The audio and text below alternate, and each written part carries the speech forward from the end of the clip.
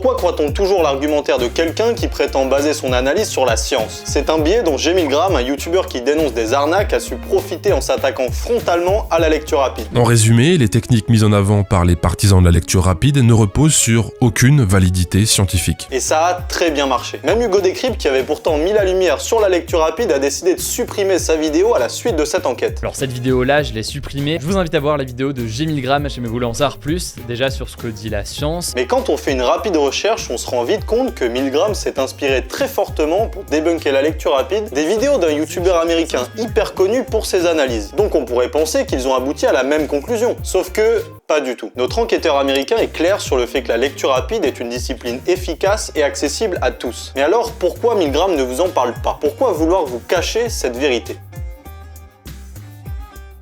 Les 5 premières minutes de l'enquête de Milgram commencent sur les promesses complètement folles de quelques lecteurs rapides. Je suis capable de lire 170 pages en 17 minutes. Je suis capable de lire un livre d'environ 300 pages en 10-15 minutes. Pour quiconque connaît un peu cette belle discipline, lire à cette vitesse n'est pas du tout un objectif réaliste ni un objectif intéressant. Mes abonnés ne me suivent pas du tout pour devenir champion du monde de lecture rapide, mais pour lire simplement plus vite, plus efficacement et plus intelligemment. Mais quand j'ai vu cette enquête pour la première fois, j'ai bloqué sur une partie bien précise. Celle où Milgram se propose de dénoncer l'arnaque de la lecture rapide et de ses techniques. On va juste s'assurer que la lecture rapide fonctionne et on va s'intéresser à ce que dit la science à ce sujet. Qu'on me dise que cette discipline ne marche pas à moi qui l'applique tous les jours depuis des années, c'était presque insultant. Je veux dire, mes professeurs et mes patrons m'ont tous vu l'utiliser et peuvent tous témoigner de son efficacité. Donc, on va voir comment Milgram s'y est pris pour tourner la lecture rapide en ridicule, plutôt que d'essayer de vous montrer comment elle fonctionne vraiment. La force des enquêtes de Milgram, et c'est pour ça que je les regarde, c'est qu'elles sont particulièrement fouillées. Milgram donne ses sources et appuie son analyse avec des arguments scientifiques forts, et c'est pour ça qu'on l'adore. Il va même jusqu'à demander l'avis d'enseignants-chercheurs pour donner encore plus de crédit à ce qu'il dit. Mais Milgram fait ça pour deux raisons. La première, évidente, c'est de solidifier son argumentaire, et ça marche très bien chez quiconque a vu cette enquête. C'est bon, on a débunké l'histoire, c'est que de l'arnaque. D'un point de vue scientifique, les neurones transmetteurs et tout ça, bon je vais pas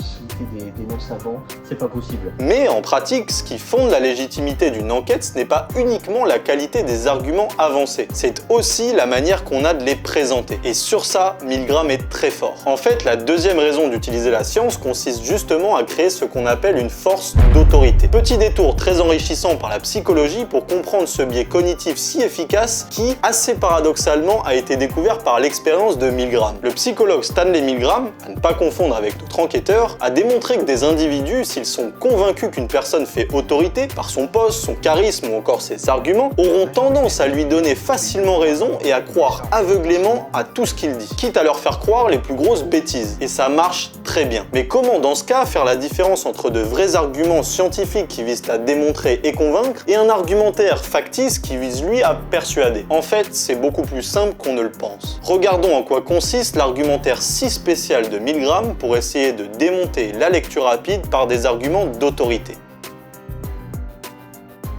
Pour commencer, Milgram a choisi parmi l'ensemble des techniques qu'on utilise en lecture rapide, les 3 qu'on utilise en fait le moins. Déjà, c'est assez bizarre. Je veux dire, c'est comme si je vous disais, aujourd'hui on va débunker les techniques de peinture. Prenons par exemple les artistes qui peignent avec leur sueur ou leurs excréments. C'est totalement absurde, n'est-ce pas? Vous comprenez maintenant pourquoi tous les peintres sont tous des arnaqueurs. Donc Milgram ne prend que ces 3 techniques. La lecture par apparition de mots, appelée aussi régression, la vision périphérique et la subvocalisation. Pour lui, ces 3 techniques sont d'une importance fondamentale en lecture rapide. Il faut qu'on parle de la technique qu'ils mettent le plus en avant dans leurs vidéos, à savoir avoir recours à notre vision périphérique. Mais est-ce bien vrai? Prenons tout simplement l'exemple de ma chaîne dont l'objectif est précisément d'apprendre la lecture rapide. Légitimement, on pourrait s'attendre à ce que j'en parle assez souvent. Eh bien j'ai compté. La régression et la vision périphérique, j'en ai parlé en tout moins de 3 minutes sur plus de 10 heures de vidéo. En proportion, cela fait moins de 0,5%. Ah!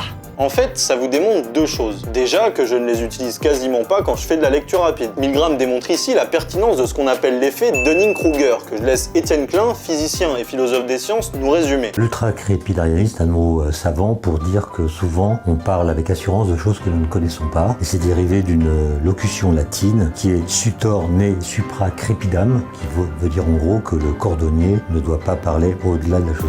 Je comprends parfaitement que Milgram n'a pas pu, le temps de son enquête, apprendre tous les rouages de la lecture rapide. Mais dans ce cas, comme tout bon enquêteur, il aurait fallu ne pas aller sur un terrain qu'il ne connaît pas vraiment. Peut-être aurait-il pu tout simplement inviter un lecteur rapide pour confronter ses arguments avec l'expérience d'un vrai praticien. Mais non, pas un mot pour la défense. Se permettre de juger d'une discipline que l'on ne pratique pas sans même demander l'avis à certains de ses pratiquants, c'est vraiment dommage et pas très fair-play. Mais deuxièmement, si Milgram a choisi précisément ces 3 techniques, ça vous montre à quel point les autres techniques, le repérage, l'écrémage, la lecture guidée, etc., sont bien plus importantes et bien plus représentatives de ce qu'on fait vraiment en lecture rapide. Sauf que bizarrement, de ces techniques, Milgram ne vous en dit pas un mot. Et c'est très paradoxal puisque c'est précisément celles qui sont les plus efficaces et les plus simples à apprendre. Regardez par exemple ce que je vous en disais il y a quelques mois. Pour le repérage et l'écrémage, on peut pas faire plus simple, elles sont hyper efficaces et vous pouvez les utiliser dès maintenant. Et on va voir dans quelques instants pourquoi il a choisi de les passer sous silence. Mais pour l'instant, nous avons une première conclusion. Milgram n'a pas vraiment débunké la lecture rapide. Il a montré que 2 techniques qu'on utilise presque jamais ne sont en réalité pas très efficaces. Mais sur la 3e technique qu'il aborde, la subvocalisation, Milgram a essayé de s'en prendre à la lecture rapide d'une manière que je trouve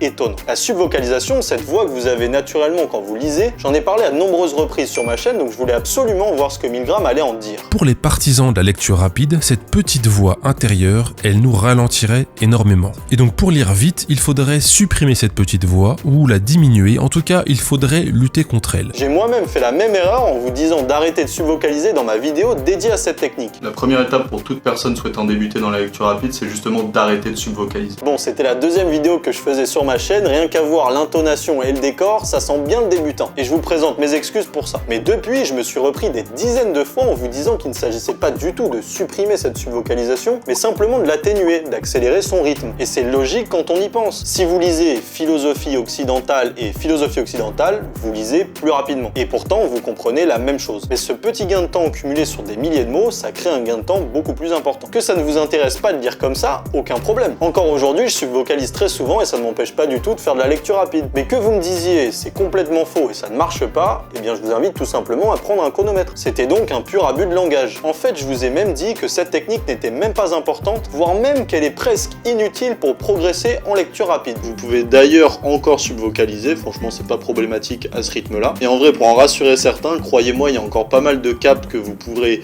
passer en continuant de subvocaliser. Mais pour Milgram, il fallait utiliser la science pour essayer de dénoncer une technique qu'en fait, on n'utilise presque pas. Et même si on l'utilisait, on ne l'utilise pas comme il la dénonce, puisqu'il ne s'agit pas de subvocaliser, mais de le faire plus rapidement. Il fait ce que Platon aurait appelé un sophisme. C'est un raisonnement qui porte l'apparence de la rigueur, voire même de l'évidence, notamment grâce à la science, mais qui n'est en réalité pas valide au sens de la logique. Le raisonnement de Milgram est le suivant. Certains lecteurs rapides disent qu'il faut arrêter de subvocaliser. Or, selon la science, arrêter de subvocaliser fait perdre de la compréhension. Jusque-là, tout est bon. Mais sa conclusion, c'est que donc tous les lecteurs rapides parlant de subvocalisation, sans distinguer ceux qui vous disent de la supprimer de ceux qui vous disent de l'accélérer, sont tous des arnaqueurs.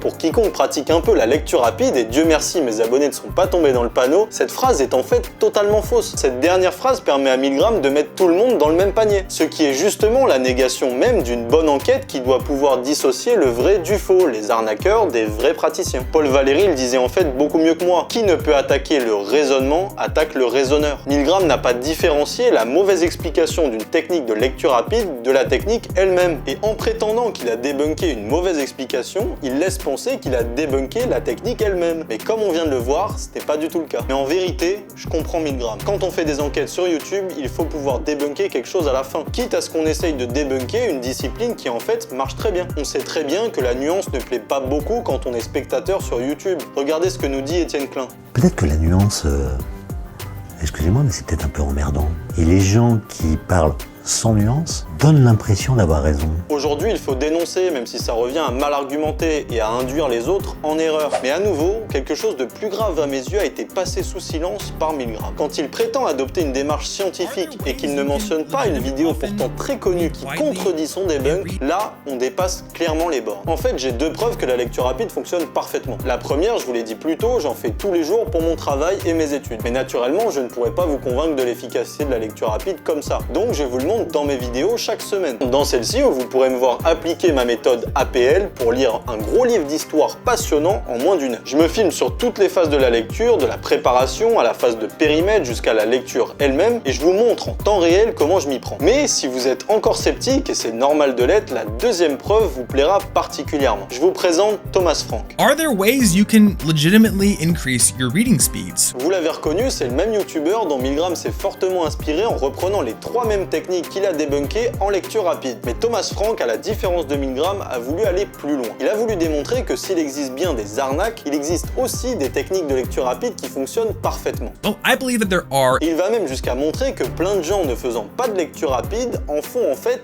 sans s'en rendre compte. Mais Milgram, pour des raisons qui lui sont propres, n'a malheureusement pas voulu vous partager l'analyse de Thomas Frank, donc je le fais ici. En même temps, vous allez le voir, ça n'allait pas vraiment dans le sens de son debunk. En fait, Thomas Frank a résumé ce que j'appelle la lecture intelligente. Et ça tombe bien car c'est précisément ce que j'ai fait et ce que je vais faire sur ma chaîne.